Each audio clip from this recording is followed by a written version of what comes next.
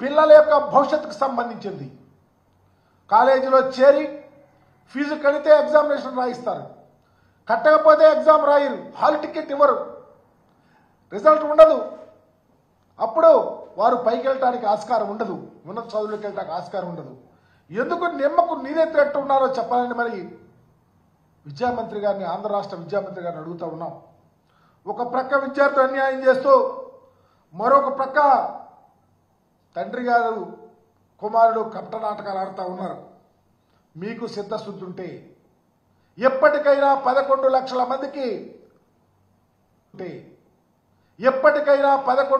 మందికి fee reimbursement తక్షణమే విడుదల చేయమని చెప్పి డిమాండ్ చేస్తా ఉన్నా. ఈ మధ్య చూసాం పెద్ద బూటకం ఏంటంటే, లోకేష్ గారు తన ట్విట్టర్లో ఒక ట్విస్ట్ చేశారు. కంసుడు మామ మోసం చేస్తే చంద్రబాబు నాయుడు గారు విద్యార్థులకు సహాయం చేస్తున్నాడు. ఆ కంసుడు మామ ఎవరయ్యా?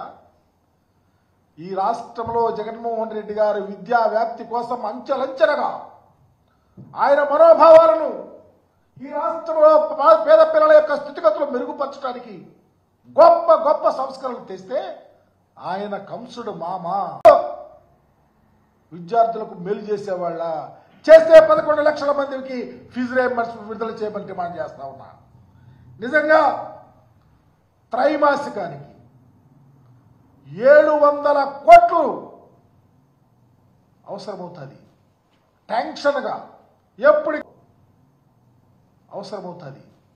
టెన్షన్గా ఎప్పటికప్పుడు త్రైమాసికం వారీగా విడుదల చేసినటువంటి జగన్మోహన్ రెడ్డి గారి ప్రభుత్వం విమర్శించే నైతిక హక్కు మీకు ఎక్కడదని అడుగుతా ఉన్నా.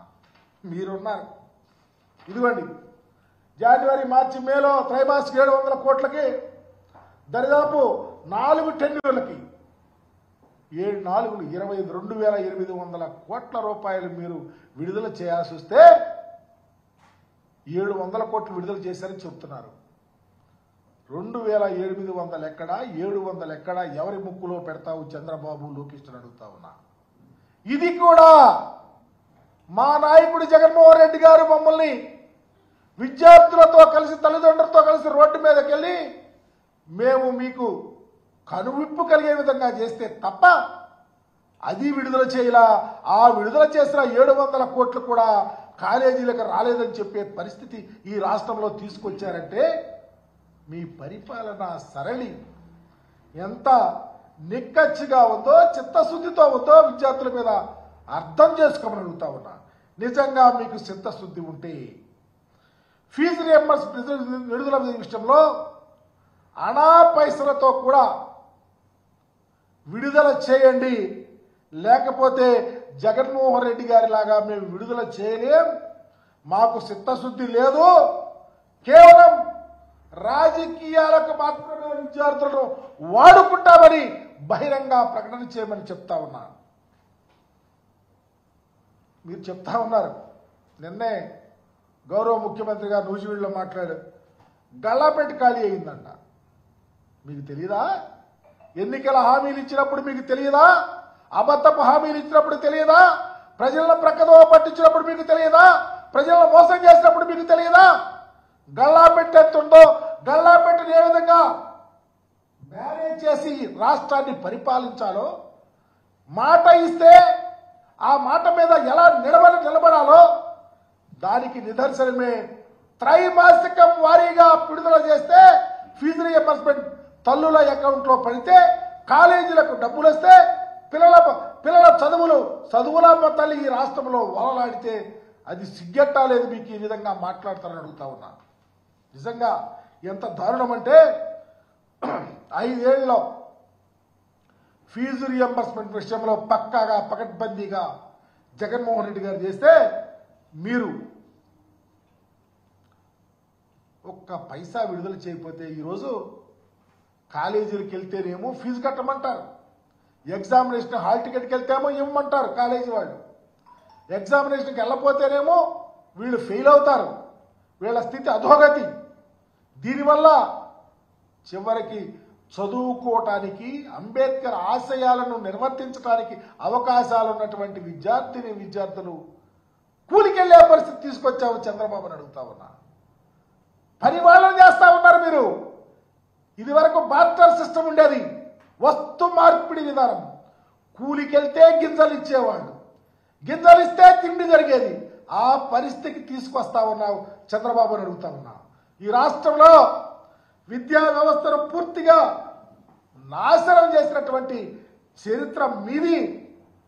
దరిదాపు మేము ఇందాకనే చెప్పాం, త్రైమాసికానికి 700 కోట్లు అయితే సంవత్సరానికి దరిదాపు 2800 కోట్లు విద్యా దీవెనకి విడుదల చేస్తే, వసతి దీవెన కింద హాస్టల్ ఖర్చుల నిమిత్తం 11,000 కోట్ల రూపాయలు విడుదల చేస్తే, వెరసి 3,900 కోట్లు ఫీజు రియంబర్స్మెంట్ విషయం కానీ, వసతి దీవెన విషయం కానీ విడుదల చేయాల్సి వస్తే మీరు ఎందుకు విడుదల చేయలేకపోయారో చెప్పమని అడుగుతా ఉన్నాం.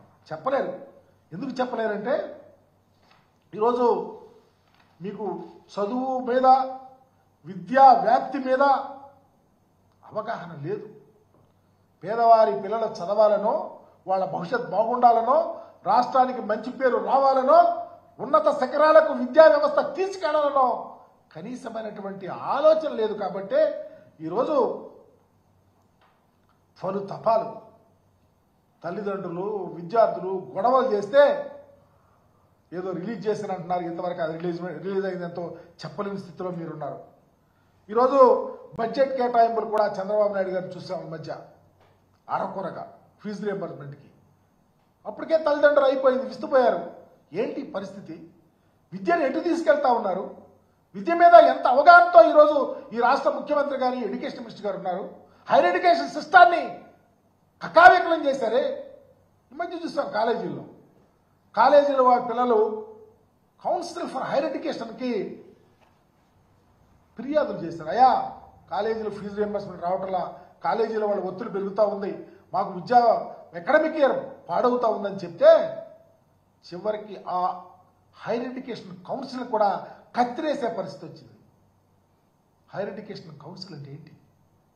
ఈ రాష్ట్రంలో విశ్వవిద్యాలయాలకు సంబంధించి కంట్రోలింగ్ అథారిటీ జగన్మోహన్ రెడ్డి గారు ముఖ్యమంత్రిగా ఉన్న, డాక్టర్ రాజశేఖర రెడ్డి గారు ముఖ్యమంత్రిగా ఉన్న ఉద్దండులు అయినటువంటి కౌన్సిల్ చైర్మన్స్ ఉండి విద్యా వ్యాప్తి కోసం, శాస్త్రవేత్తలు తయారు చేయడం కోసం యూనివర్సిటీలో రీసెర్చ్ కానీ, లేకపోతే అడ్మిషన్లో ఇచ్చినటువంటి పలు మార్పులు కానీ, జరుగుతున్నటువంటి ఆ కౌన్సిల్ యొక్క మరి శాస్త్రజ్ఞులు తయారు చేయటంలో, రీసెర్చర్స్ పెరిగి పిహెచ్డీలు చేయటంలో కానీ ఉన్నత శిఖరాలకు వెళ్ళిన పరిస్థితి నుంచి చివరికి ఏ గ్రేడ్ ఉన్నటువంటి, A+ ఉన్నటువంటి యూనివర్సిటీస్, యూజీసీ గ్రాంట్స్ కమిషన్ వాళ్ళు ఇచ్చే గ్రేడ్ కూడా మీరు వచ్చిన తర్వాత తగ్గిపోయే పరిస్థితికి వచ్చిందంటే ఎంత దారుణంగా ఈరోజు విద్య కోసం పనిచేస్తూ ఉన్నారో, విద్య ఏ విధంగా పొంతలు తొక్కిస్తూ ఉన్నారో అర్థమవుతా ఉంది.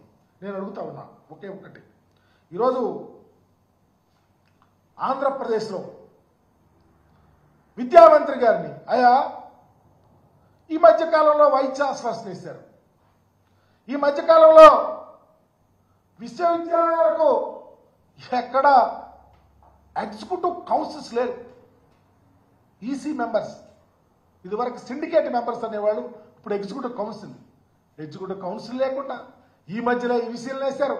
మీ ఇష్టారాజ్యంగా విద్యను నాశనం చేస్తారే తప్ప మీరెక్కడ చదువు కోసం, విద్యా వ్యాప్తి కోసం ఎంత గొప్ప ఆశయాలతో జగన్మోహన్ రెడ్డి గారు ముఖ్యమంత్రిగా ఉన్నప్పుడు గ్రౌండ్ లెవెల్ నుంచి ఇంగ్లీష్ మీడియం, బ్రహ్మాండంగా టోఫెల్, ట్యాబ్ సిస్టాన్ని ఇచ్చి పేదవారి పిల్లలు బ్రహ్మాండంగా చదువుకోవడానికి అవకాశాలు కల్పిస్తే, తద్వారా చదువుకొని హైయర్ ఎడ్యుకేషన్కి వెళ్ళి యూనివర్సిటీస్ నుంచి బయటికి వెళ్ళి బ్రహ్మాండంగా బ్రతకడానికి అవకాశాలు ఉన్నటువంటి పరిస్థితి నీరుగార్చే స్థితికి వెళ్ళారే. వీటన్నిటికీ కారణం మనసు అనేది మీకు లేకపోవటం వల్ల.